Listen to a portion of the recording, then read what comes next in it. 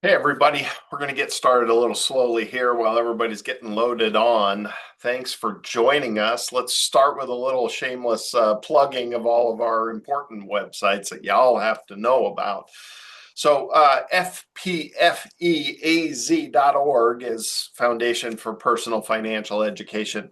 The chapter I run, Arizona, it's our website that gives you everything you need to know about our education and the organization itself. So obviously, the homepage has a little bit about us. It's also got our video on Sonora Living, as seen on Sonora Living. So I was on local TV here promoting the program, and then David Schweikert letter thanking us as well. But the important stuff, well, two tabs here are very important. The class schedule, if you're looking to register for upcoming class or look at all the topics we have laid out for the year. Again, different topic every single month. Then jump on there, register for classes, look at the locations that we do in person. As well as our Zoom schedule. And this is 2026. I'll get that changed, just noticing that now as well.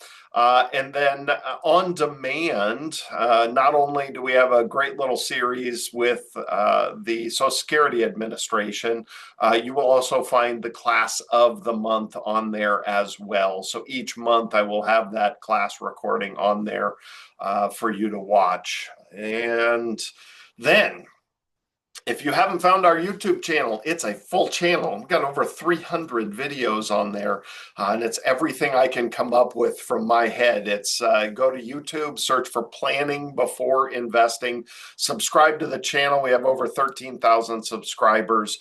The whole idea is to provide smaller chunks of education, so 10 to 20 minutes on anything that I can think of surrounding the retirement world, whether it's taxation, whether it's required distributions, investing, just simply finding ways to thrive in retirement. So I try to come up with everything that I can that is as useful as possible. And some of the cool things, you just click on videos, you can search all of our videos. So if you're looking for information on a certain topic, then you can always just type that in and it'll come up with the videos that apply to that topic. So lots of great stuff on there. Go to YouTube, search for Planning Before Investing. And then sesweb.net, sesweb.net, Secure Estate Solutions. So sesweb.net. You can jump on there. That's our company's website. We got a whole great, wonderful section of education on here, the full class schedule, as well as recordings of the classes. So a lot of people want to go back and watch the classes. So we update and refresh every single month when we do a new topic. And so you can go back to previous months and watch the topics on there as well. So recordings of all the classes are on there.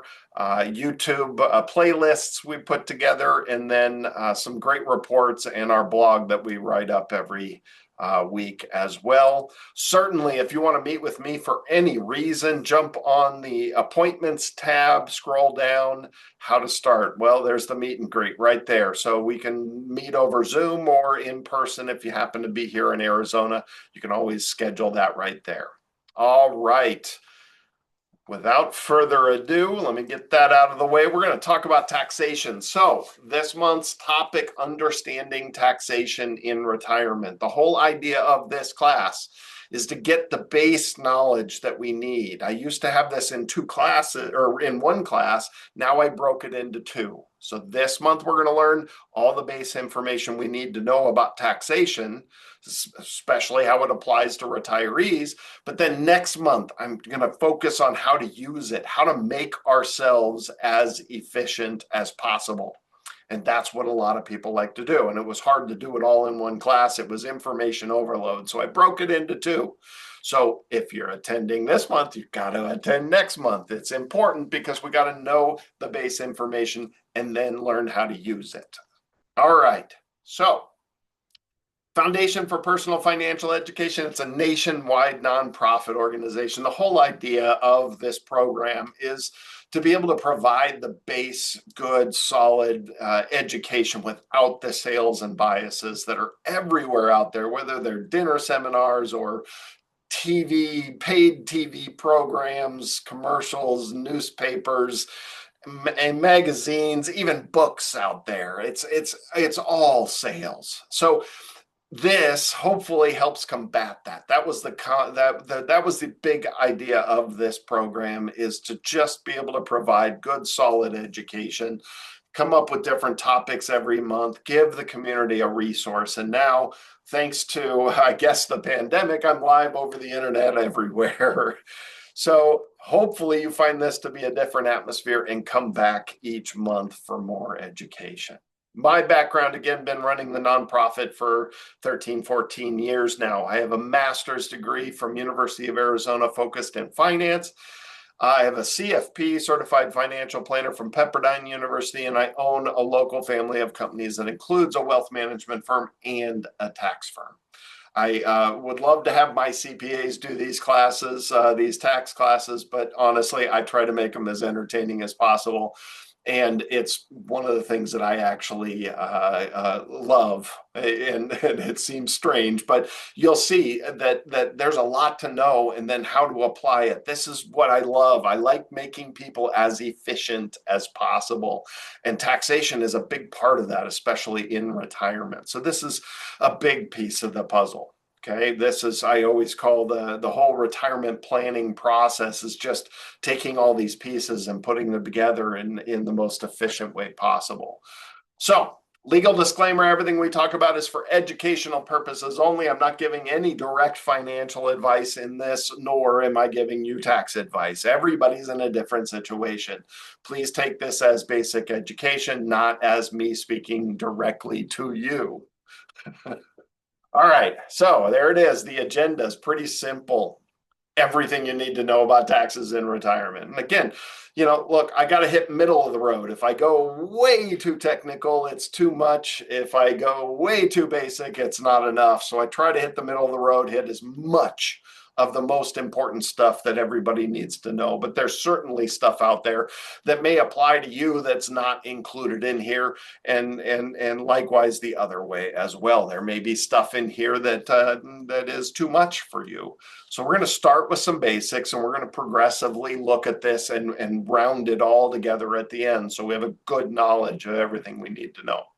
So let's start with deductions. The big changes this year that came to the above line deductions. Okay, so for some people this is going to be huge. A lot of this hasn't changed, but they've added some really important ones. Okay, so above line deductions reduce your raw income before we get to the itemized deductions, right? And or the standard deduction, which you'll find out is what most people end up taking anyway. So here it is. This is the cool part. We get to deduct these on top of your standard deduction, on top of your itemized deductions. That's why they call them above line deductions. So classroom expenses for teachers and educators, this is where you're going to deduct things like your traditional IRA, or if you're self-employed, SEP IRA, simple IRA, all of your self-employed plans. So money you're putting into pre-tax status, you're making contributions, you're going to deduct that above line, above and beyond your standard deduction. Student loan interest and tuition and fees, health savings accounts, moving expenses, but for military only. They changed that a while back. Self-employed tax deduction, that's half of your self-employed tax gets written off here. Any self-employed health insurance, early withdrawal penalties. You cash out a CD early, or maybe an annuity early, and you got to pay a penalty on there. You can write that off right here. New auto loan interest. Da, da, da, da. We have a new deduction on here. It surprised me that these new ones, although misunderstood, these new deductions are above line. I thought they were going to be itemized. But here they are, the new auto loans. So here's the thing. You can't deduct auto loan interest from old cars. It's only cars built in 2025 through 2028. That's it. So don't come up with your loan interest from your car from 1995. That's not going to happen. It's only loans on brand new cars, 2025 to 2028. Tips. Tipped employees, here's our deduction. Here's our deduction. Yay, tips, but only 25,000 can be written off. And I know people in this industry. This is my college and high school days in working in restaurants. I know how much in tips people make these days. And now that everybody's paying with credit cards, almost all of it gets reported. So it's a help. It's a big help. The first 25,000 in tips, yep, you get to write those off and not pay taxes on them. Also, overtime, for some reason, this one's split between married and single. Single people, the first 12,500 of overtime pay, you don't pay taxes on. Married couples, 25,000. Let me get out of the way. There we go, right there. I got to get used to that. I'm moving out of the way for a lot of these. All right, so that's above line deductions. Cool thing is you get to write those off on top of your standard deduction, which is what most people take. Although this might change a little bit this year, we've seen a huge jump in the standard deduction again. So our standard deduction is going to be significantly bigger than the previous years for some people. So, and just for reference points, I have 2023 on here. A single person standard deduction was 13,850, whereas 2026, it's now 16,100. So you can see it progressively gets bigger and bigger every single year. That's pretty normal, okay? The additional standard deduction, if you're blind or over 65, is 1,850 for a single person. It's now 2,050. But the new bonus deduction for 65-year-olds, if you are single, and here's that phase out of that income phase out, that qualifying, a lot of this stuff has qualifying to it. So you got to be careful. Just because I have them listed on here as deduction doesn't mean you qualify for them. So the new bonus deduction starts in 2026. Look at this. If you have less than 75,000 income and you're over 65, in 2026, you get $6,000 added to your standard deduction. That totals $24,150 that you get to deduct automatically. Tax-free income, the first 24,000. And this is why they were saying Social Security is not going to be taxed. No, that's not how this worked. They just gave you a bonus deduction if you qualified for it. It does not necessarily equate to your Social Security. So that was a misrepresentation, let's just say. The bonus deduction is the additional deduction for people over 65, as long as they qualify from an income standpoint. Now, to married people, at 23, it was 27. Now it's 32. Was 15 each. Now it's 16.5. That's for being over 65 and or blind. And then the bonus deduction is 6,000 each. So if both of you are over 65 and the total income is less than $150,000, you qualify for all of it, and it's $45,000 of income you don't get to pay taxes on. Seems like a great deal. I don't have a problem with this. It simplifies the tax returns. There I am again. I'm in the way right there. That's a big number. We're getting close to $50,000 worth of income you don't have to pay taxes on. So right off the bat, $24,000, $45,000 money we don't have to pay taxes on, and that's on top of those above line deductions we just talked about. Now, if you think you have a lot of expenses you can write off, you could choose to itemize your deductions. Choosing to itemize versus taking the standard deduction.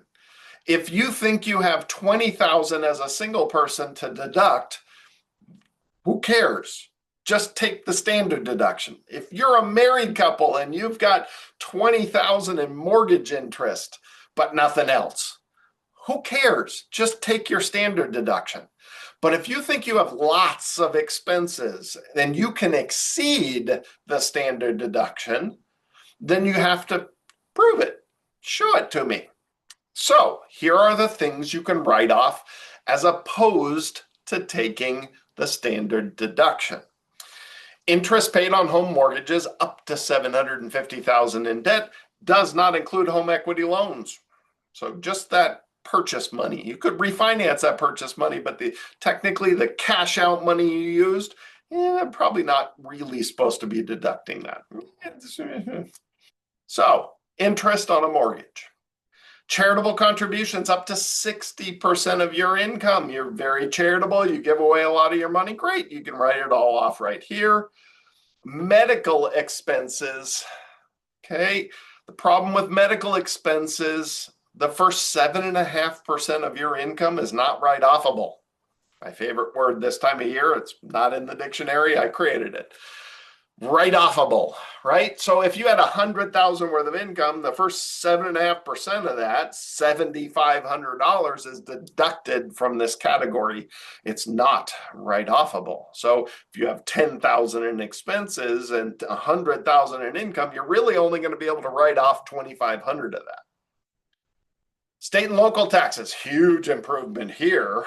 You know, state property taxes in some states has been spiraling out of control. I'm hearing crazy numbers in some states out there. So understand that not all states have really high property taxes. I happen to live in one of the better states in terms of taxation. That's why Arizona is so popular for retirees. Our state taxation is so much lower than most states. So this used to be capped at $10,000. Now it's capped at $40,400. So they made a huge improvement on this. So this may allow people to start itemizing in some states. Okay, so state and local income taxes or sales taxes, real estate taxes, personal property taxes like motor vehicle registration, stuff like that. So this is all lumped in, and now you can write off up to $40,000. And this is temporary. There's a bunch of things that are temporary, but for 2026, there it is. That's a big improvement there. And then certainly if you were deemed a federal disaster, then you get to write off those losses, even though a lot of those people get way more made whole than ever before, whether it's insurance or federal disaster money or charitable money. They're getting lots of funding for these things nowadays. So only the losses. All right, so that's all the itemized. So you have to come up with more itemized than your standard deduction to make it worth it. And especially people in their retirement years, hopefully you've got your house paid off, you don't have the mortgage interest, so you might find it hard to come up with enough to beat the standard deduction. All right, so you got all this income, you got all these deductions. What you're left with is what you got to pay taxes on. So let's look at this. What are types of income? Well, look, work. You got W-2 income, self-employed profits. How do you come up with that? Well, your revenue minus expenses equals profit. That's really simple. Rental profits. Rent income minus expenses equals your profit. Farm income, etc. So there's plenty of different types of work. Pension income in retirement up to 85% of your Social Security, which we'll talk about that taxation of Social Security. Whoops, wrong way. What happened there? There we go. We'll talk about the taxation of Social Security. It's still taxable. I don't know how or why that spiraled out of control, but it did. And then investments, investment income. And this is where a lot of people get woken up. I just did a video for YouTube, all these hidden taxes that people get surprised with in retirement. And so a lot of it is involved in the investing side of this, whether it's K1s or interest income, short-term capital gains, non-qualified dividends, IRA withdrawals, required minimum distributions, which are IRA withdrawals. So lots of different forms of income. So how do we figure all this out? Well, we take all that income, we subtract all those deductions, above line deductions, and then maybe your standard deduction, and then you go to this chart. Okay, so this is what the 2026 federal income tax rates are. They start at 10, they go to 12, and then there's a huge jump to 22. That's a 10% jump in taxation, and 24, and then we've got the 30s from there. And there's two very big bold lines there. I always call the 10 and 12 is low taxation. They are actually built this way. They have been since the beginning of time, beginning of the first IRS code in the United States. You look back, we've always had low income family incomes and retiree incomes. That's the tax brackets right here. Then we call this the gray area. Some people consider the 20s low percent taxation. Some people consider it high taxation. Okay. And then the 30s, that's high, period. It's just high. It helps us make decisions real quick. You defer taxation here, put into an IRA, 401k, traditional stuff. You pay taxes, you pull out of IRA in low taxation. So that's the idea of these things. Now, the other thing you have to know about this is you fill one bucket at a time. So if I had, as an individual, $12,500 worth of income, remember, I have all those deductions and everything. So let's just say I had $12,500 worth of taxable income. I'm only paying 12% on $100 of it. The first 12,400 is taxed at 10, then the rest would be taxed at 50. If I go over 54, then just what's over that gets taxed at 22. So we're filling one bucket at a time. You don't have to stress out about making $1 extra. That's not how this works. Okay, that $1 extra is what gets taxed at the higher tax rates. Okay, so very important that we understand these tax rates. And you can see in the 30s, we're in much higher incomes.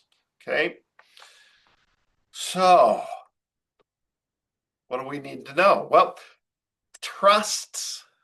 I don't want anybody to freak out about this. Your standard revocable trust is taxed on your own tax rates, but irrevocable trust. When you pass away, that money becomes irrevocable. Your trust becomes irrevocable.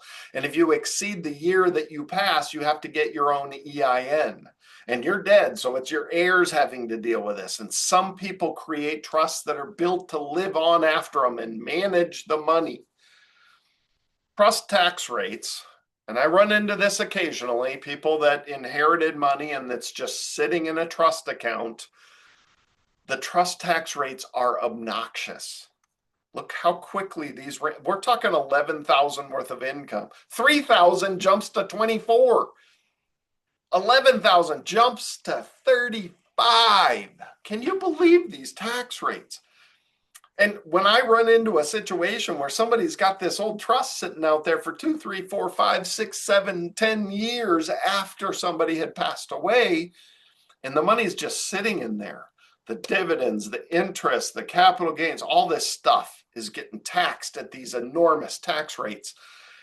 I shake my head and don't understand it because there's simple ways to fix this. One, disperse all the money. But if the trust doesn't allow you to do that, then disperse the earnings.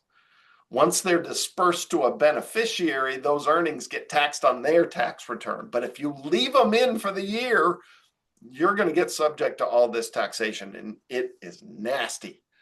So be very careful about this structure and what you're leaving behind. Okay, this is part of why you need to have a good advisor, not just an attorney, not just a CPA, not just a financial advisor, somebody that can be a quarterback that understands all of it, the big picture of it. Yes, this type of trust does achieve this, but they forget to go through all the buts that you have to deal with afterwards, and the taxation that you're leaving behind is nasty if they don't administer it properly. So be careful about that stuff. All right, so let's get back to our own personal tax returns. And one of the very significantly misunderstood things out there is understanding qualified dividends and long-term capital gains.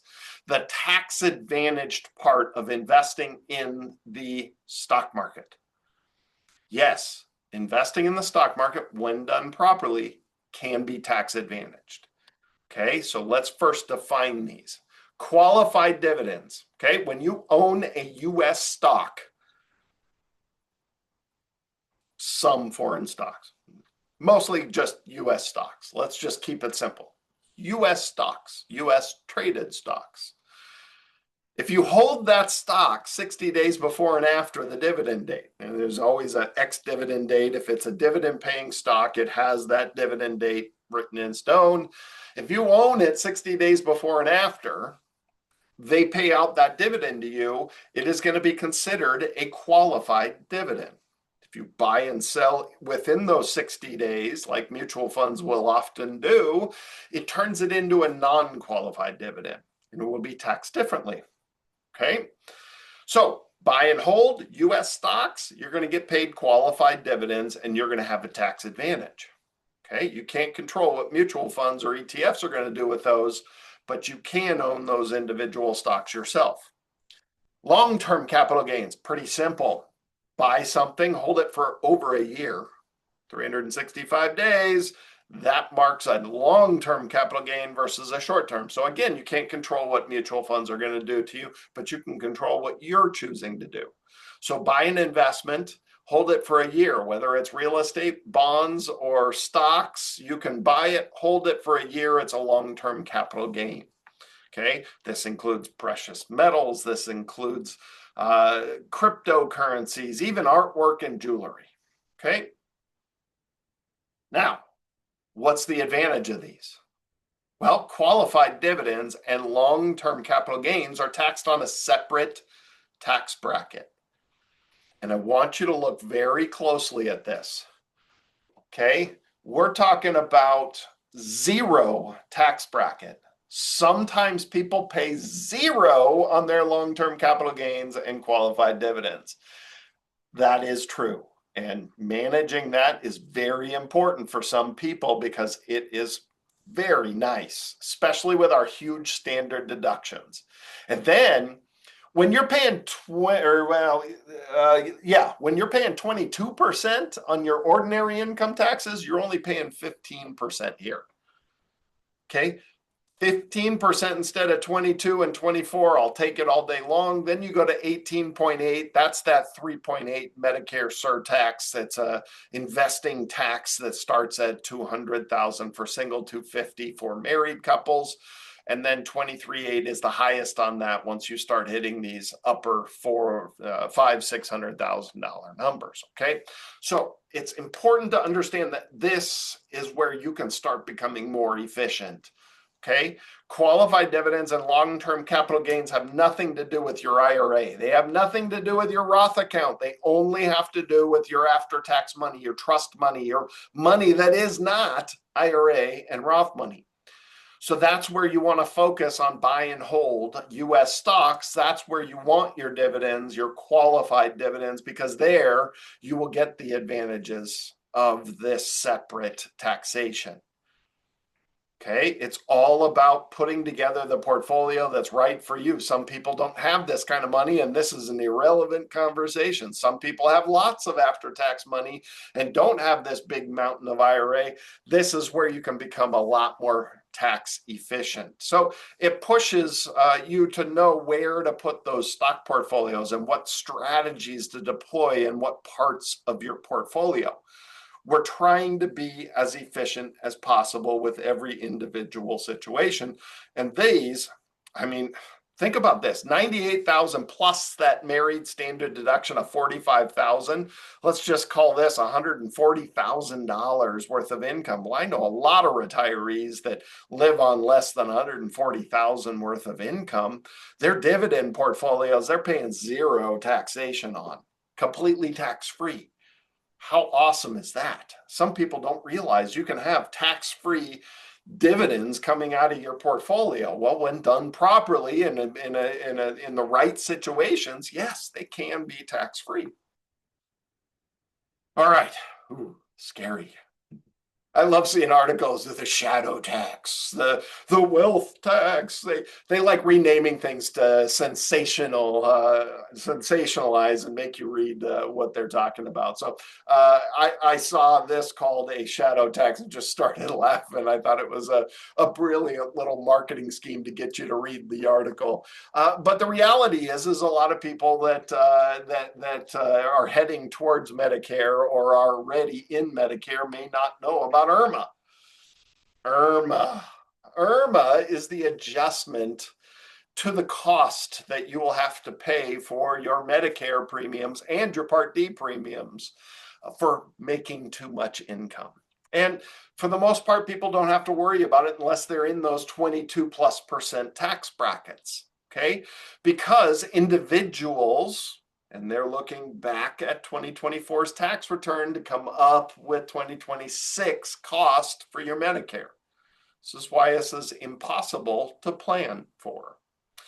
So they look back 2 years and they're going to look at your tax return. If you're individual and you make less than $109,000 on 2024's tax return, then your premium is going to be $202. Married couples, it was $218. Okay, and you pay whatever the Part D cost is these days. Okay, now you go over that and you're going to have to start paying more. And then what's worse is if you're married, you both have to pay that additional. Okay, so Part D plus 14, Part B is going to be $284 as opposed to 202. So you got 82 extra dollars there. You got to pay every single month times 2. If you're married, that starts adding up.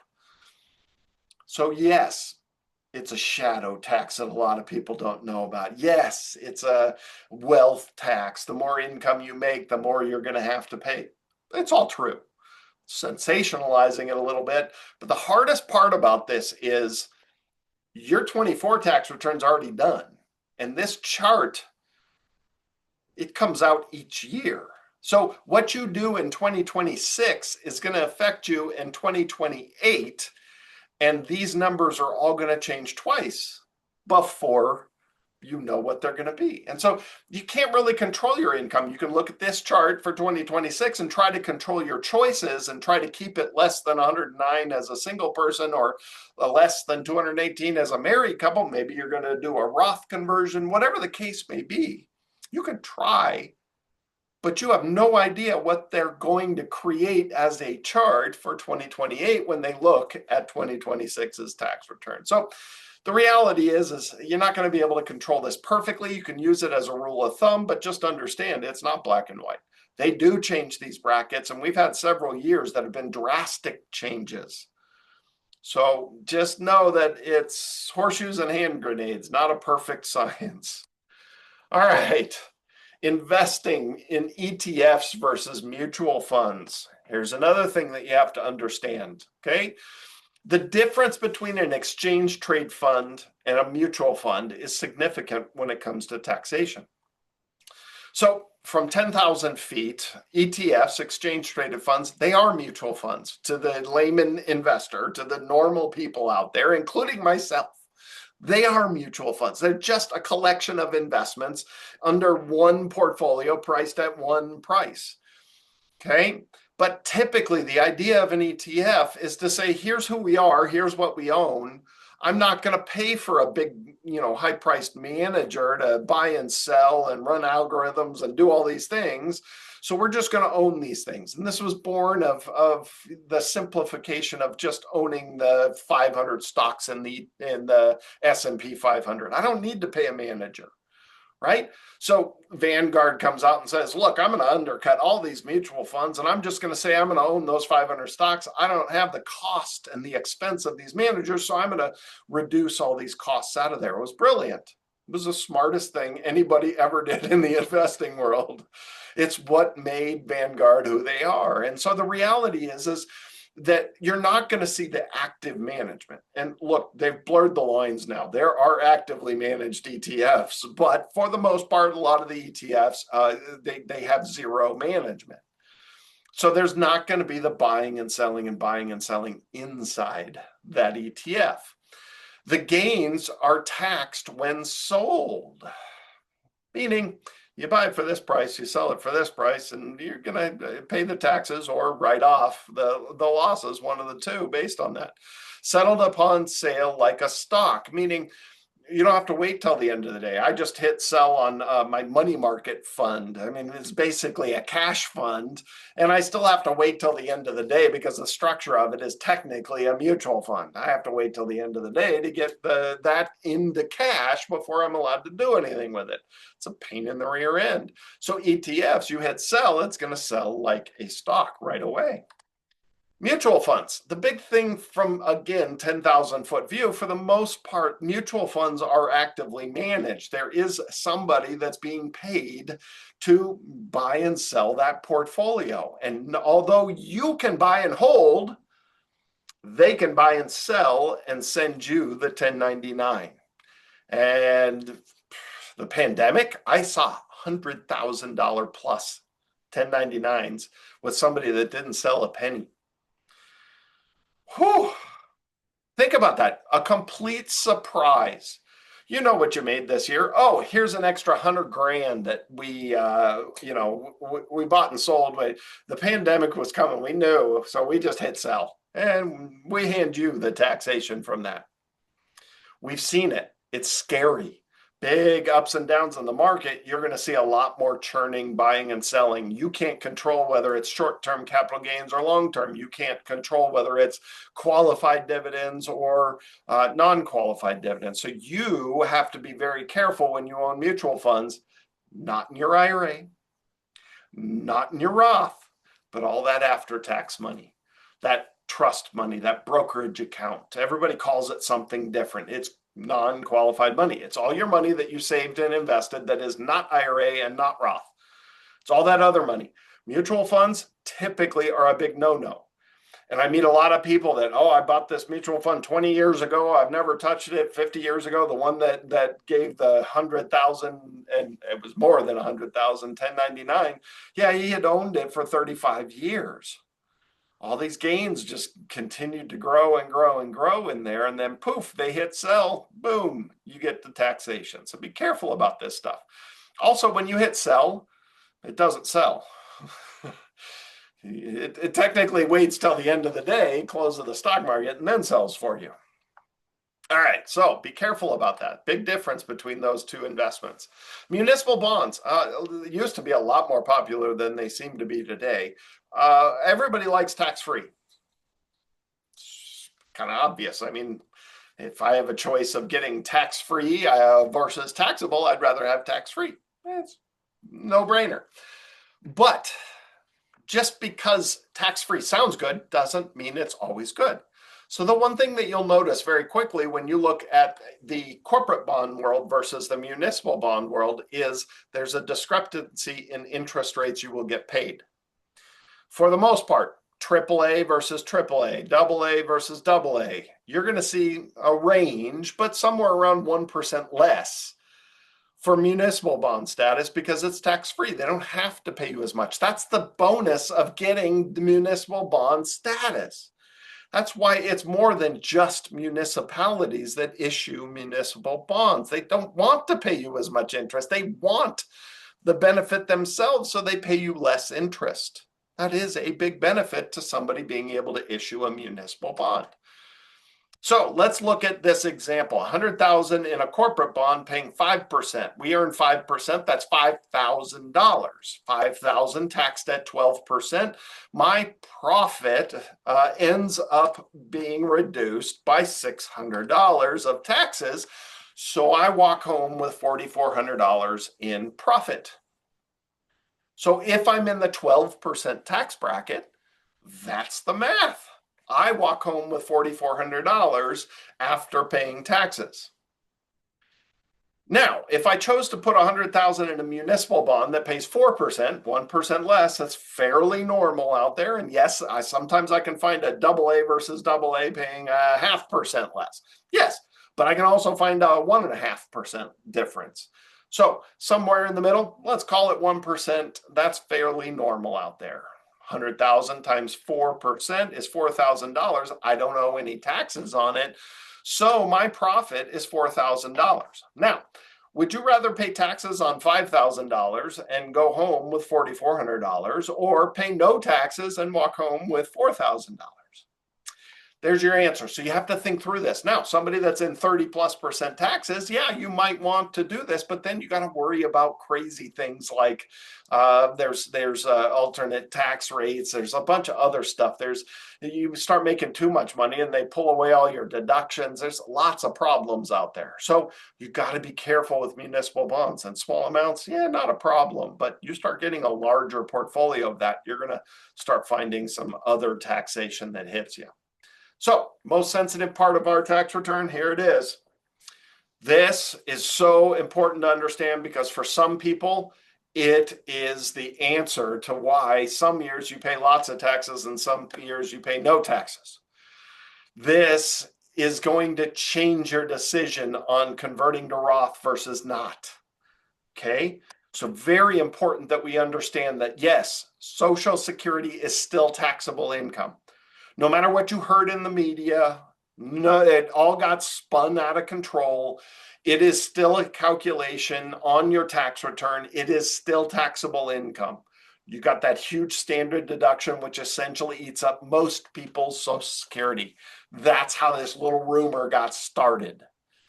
Your Social Security is still a part of the calculation. It is still taxable. Now, your state might not tax it. Arizona doesn't tax Social Security income, and many states don't, but your federal tax return does. Easiest way to do some estimating, okay, because the worksheet is 2-3 pages long. It's not an easy calculation.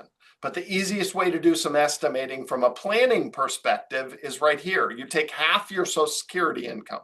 So if it's 30,000, you take 15,000 and add it to all of your other income, including that municipal bond tax-free income, causing taxation right there.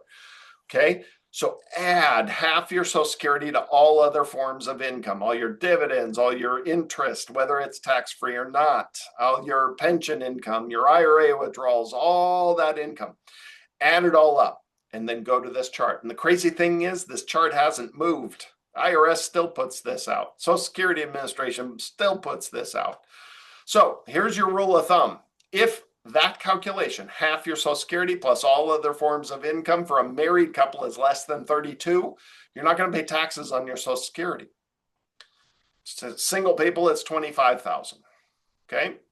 Then you go over that and it starts jumping real quick. So look at this. You go over 32, anywhere from 32 to 44 for a married couple, 25 to 34 for a single person. You're going to go from zero taxation on your Social Security to 85% of your Social Security being taxable. Holy cow. That is a quick jump. So your choice of making a withdrawal from your IRA might all of a sudden cause the taxation of your Social Security, and it ramps up so quick. So some years you might pay nothing in taxes, and the next year you might owe thousands in taxes. That's how bad this is.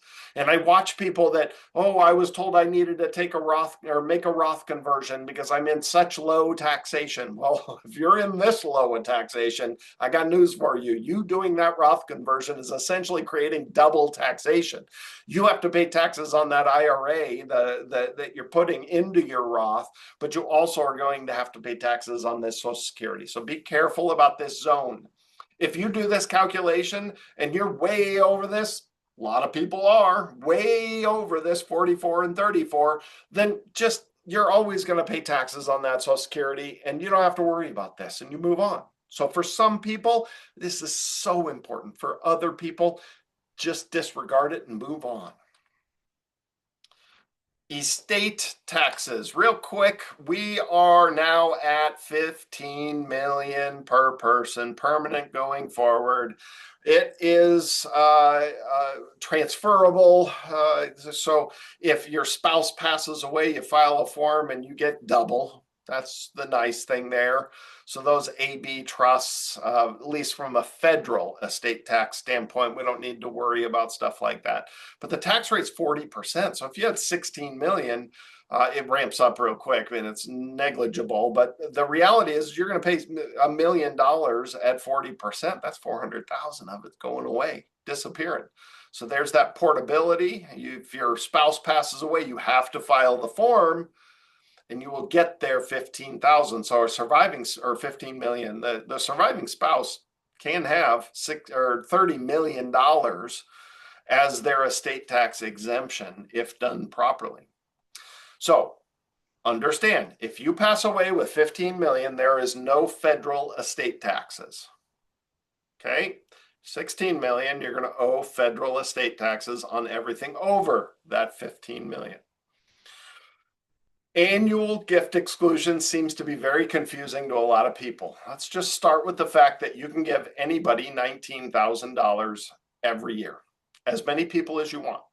You could find 100 people and hand checks out for $19,000. I'm always here if you need to give money out. You can just start handing it out. You can have 20 kids each. You can 19, and if you're married, both you and your spouse could do 19 each. Okay? If you give 20, there's no taxation. You just have to file a form and it reduces your lifetime exclusion. If you give more than 19,000 to one person in a year, you have to file a form with the IRS. Nobody pays taxes on it. You just reduce your lifetime exemption. It's that simple. It's really not rocket science. They just don't, Big Brother doesn't need to watch every time that you give your kid $20 to go to the movies or whatever, right? You don't need to report all those little things. So they always put this limit on when you got to tell us about it. And that limit is 19,000. You can give 19,000 to somebody. They don't have to pay taxes on it as income. It's not income to them. You don't have to pay taxes on it. There's nothing wrong with gifting somebody money. Okay. All right. States. Did the best I could to run through and update this for 2026. Here you go. Some states have their own estate tax, and you have to be careful of this. I run into problems like we see a lot of Washingtonians here. We see a lot of people from Oregon, lots of Minnesota. So you got 3 million for Washington and Minnesota. It's only $1 million exemption here. Anything over that, you got to pay taxes on. So you got to be very careful about some of these states. In Arizona, nope, we're not on there. California is not on there. A lot of states aren't on there. Okay. So each state has its own estate tax or nothing. Some of these are weird inheritance taxes. So then they tax everything that you piece out. And a lot of them are going to exempt your direct children, but anybody else you're going to have to shell out taxation for.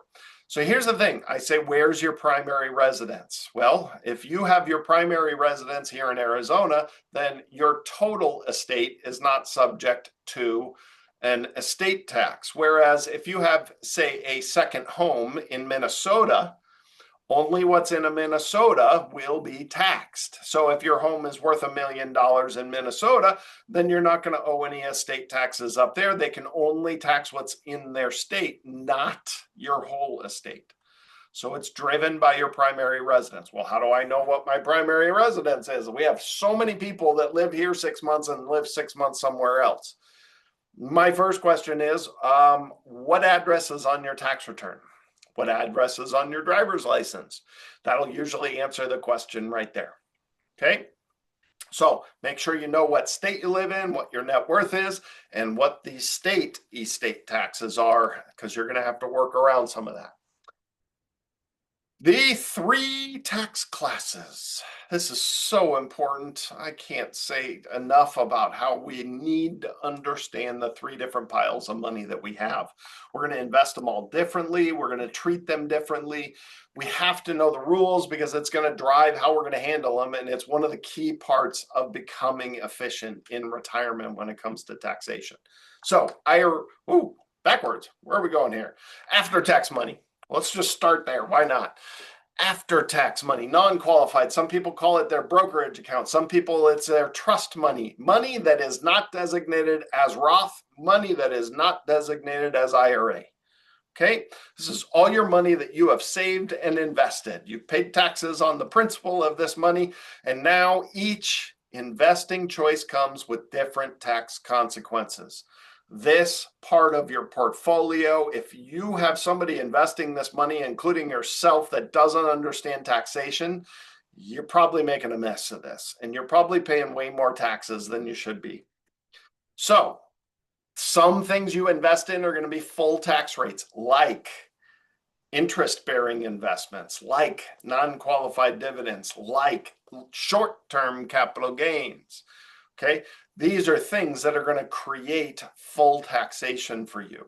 There's tax-free investments, qualified dividends done properly under certain thresholds, municipal bond investing. Okay, tax deferred. Well, there's the annuity world. You buy and hold, and you keep the money in the annuity or life insurance world. You don't have to pay taxes on it until you choose to pull it out. Tax advantage. Well, there's qualified dividends over that zero threshold, right? And long-term capital gains. There's lots of things that'll be tax advantaged. So we want to make sure we're managing this part of the portfolio. Investments here are going to be subject to capital gains step up upon death. You don't get that in Roth or IRA. So if you buy something and held it and now it's worth a lot more, and you or your spouse passes away, as long as you're both on the account as owners, if one of you passes away, boom, it steps up and nobody has to pay taxes on the gains. There's huge tax advantages in this part of the portfolio, and we have to know these rules in order to invest it properly. And everybody's in a different situation. Some are trying to fund their own retirement. Some are trying to give it to their heirs. I'm going to invest those portfolios completely differently, right? IRA money. Everything in there is taxed as ordinary income. Full tax rates. Everything. No matter what you do. This is it. It's that simple. You put money in there, you haven't paid taxes on it. So when it comes out, it's going to get taxed at full tax rates, period. At some point, you're going to be forced to take money out, called required minimum distributions. I have a whole class on that. Spend a whole hour talking about just that. Okay. Then we've got things like most heirs. They're going to be forced to withdraw it all within 10 years, but they all make mistakes. These rules have changed so many times over the last 10 years that nobody knows what to do with this stuff, including the custodians, the kids you end up on the phone with trying to figure things out. Yeah, they have no clue what they're doing.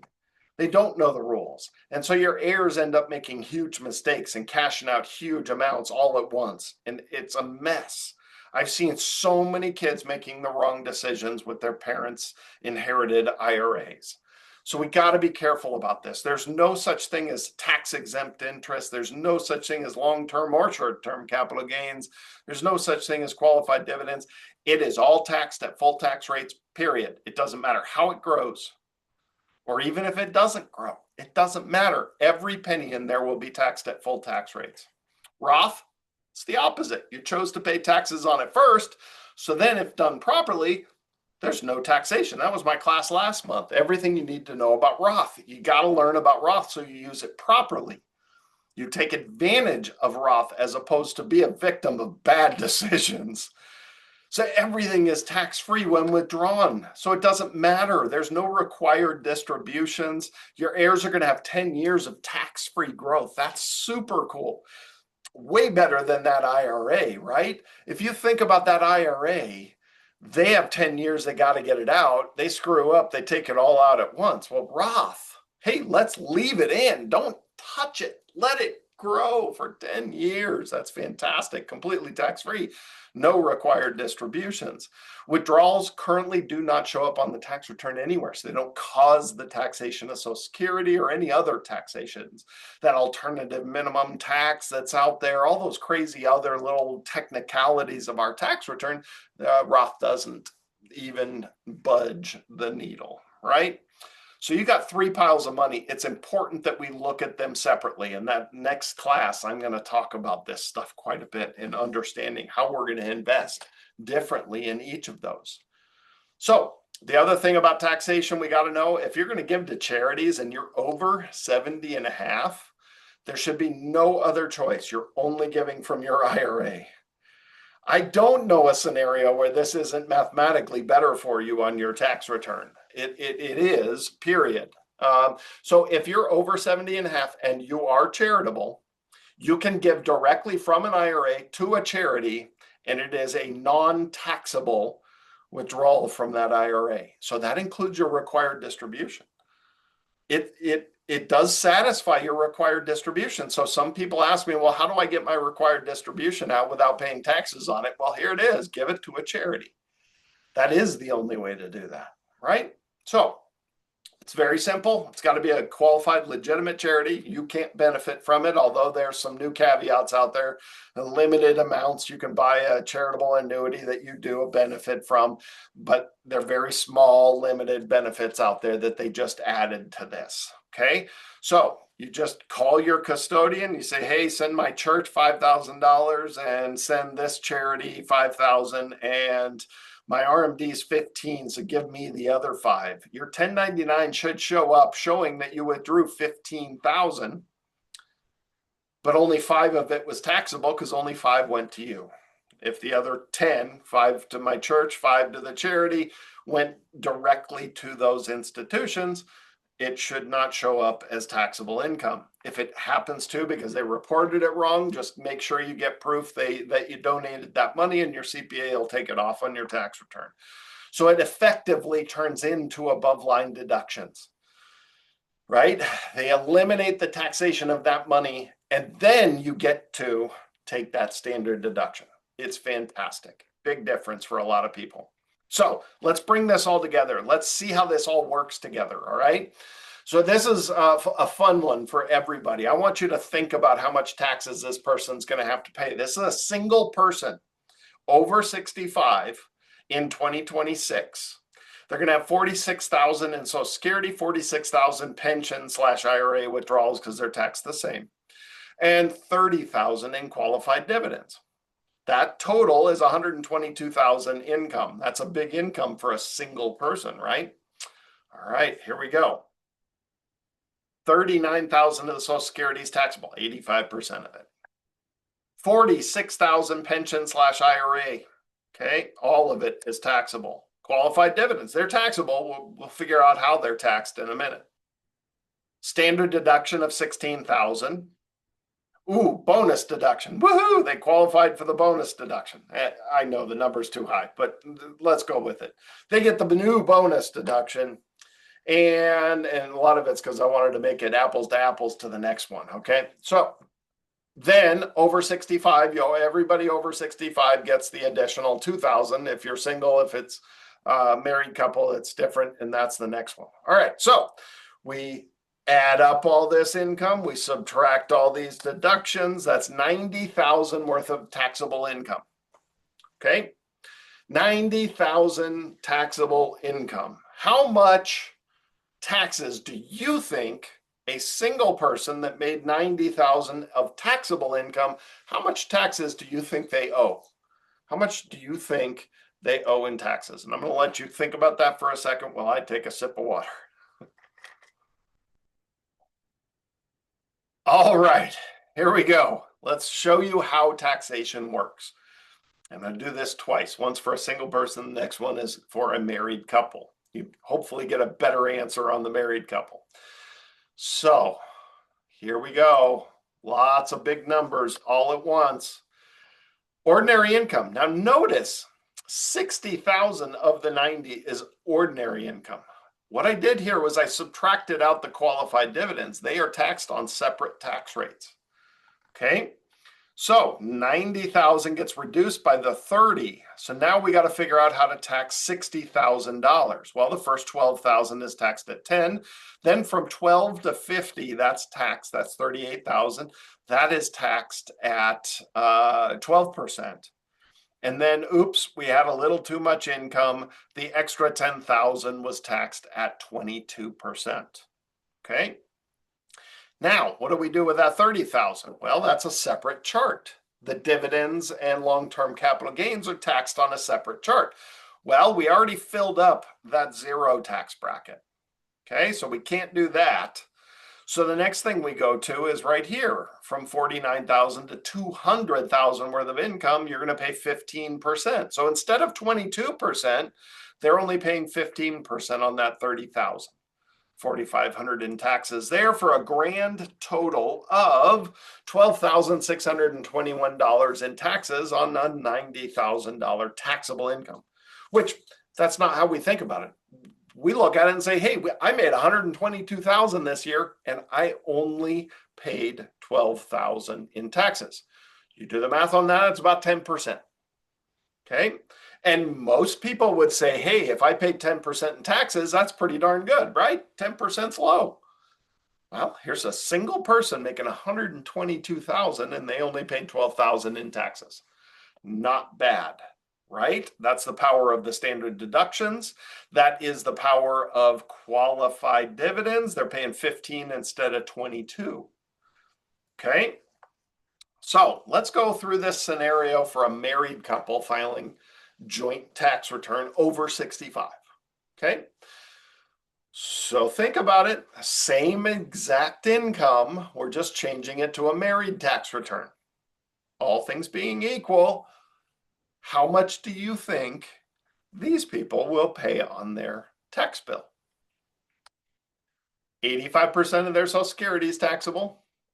All their pension IRA money, qualified dividends are still taxable. We just got to figure out where they lie on the chart. Big standard deduction, double the bonus deduction. They're both over 65. In this case, they actually qualify from an income standpoint. Over 65, they get another $1,650 each. Drops that taxable income all the way down to $67,000. Holy cow, we went from 122 down to 67 taxable income. Holy cow. That's a big holy cow. That's a big difference, right? So only 37,000 of it is considered ordinary income. That's it. 37,000 of it. That's it. That's all that's taxable as ordinary income. So the first 24,000 on a married tax return is only taxed at 10%, and all that's left over is 12,000. So we tax that at 12%, so another $1,500. But here's the magic. The absolute magic. Boom, that 30,000 of qualified dividends comes down here, and they still had room. They left off at 37. They still have a total of 98,000. So boom, that's zero taxation. You start down here where you left off up here. So that single person, they had to pay 15% on the whole thing because they exceeded this right off the bat with the ordinary income tax income. So in this case, zero taxation on there. And I'm sure all of you overshot this quite a bit because that's only $4,000 in taxation on a $122,000 income. Talking about being efficient. Holy cow. That's pretty fantastic, having 122,000 in income and only losing 4,000 to taxes. I'd take that every day of the week, right? That's pretty fantastic. I mean, of course, I'd love to pay zero, but that's being efficient with their situation. All right, so I hope you see how that works in terms of splitting out those qualified dividends or long-term capital gains. It's important that we understand how those play together. We start down here where we left off up here. So it's not you get a total of 98 in dividends tax-free. No, we start where we left off. That's important. All right, so make sure your financial advisor understands your whole situation and pays attention to the taxation they are causing you, because they don't have to pay that taxation, you do. It's a big pet peeve of mine. It's why I started a tax firm early on. I wanted to have that tax knowledge and have that ability to help on that side. Investing for your after-tax money, your brokerage account, your trust money is completely different than investing in your IRA or Roth account. So important to understand those differences. Maximize your lower tax brackets between 59.5 and 73, right? How about from retirement to required distributions? You have a window to be proactive, and that's important. And planning becomes a big part of that period of life. Retirement to required distributions. We've got to minimize that IRA money the best that we can so taxation doesn't spiral out of control. If you are charitable and you're over 70 and a half, please only donate directly from your IRA. And think about your heirs' tax brackets when they inherit your IRA. They are all making big, huge, nasty mistakes. So you got to have either support for them or a plan for them. Something's got to happen there. All right, so retirement planning is not just investing your money. Be honest about where you are and where you want to be. Set goals, educate yourself, develop a strategy, inspect what you expect, and consult with knowledgeable, unbiased advisors. Remember, next month's class, it's March, not February. Oops. So this is February. Next month is March, and it's becoming tax efficient in retirement. Our public Zoom schedule is first Tuesdays, second Saturdays, second Wednesdays, third Thursdays, and last Mondays. And where do you register for the classes? You go straight to fpfeaz.org. Right there, full schedule of classes on there. Please go find our YouTube channel and jump on there. You can always go to sesweb.net, schedule an appointment, or we do have a website called yourinvestmentcounselor.com. You can schedule a free meet and greet with me on there as well. All right, I do that one when we're in person. Someday you should come see me in person if you haven't yet. And that is it. I appreciate you and thank you for joining class today. Stay tuned. There's a little questionnaire usually after this. Just if you need anything from me, always happy to help out. Again, give us a call, shoot us an email, jump on one of our websites. There's all of our contact information there as well. Stay tuned. Fill out the little questionnaire. Thanks again. We'll see you next time.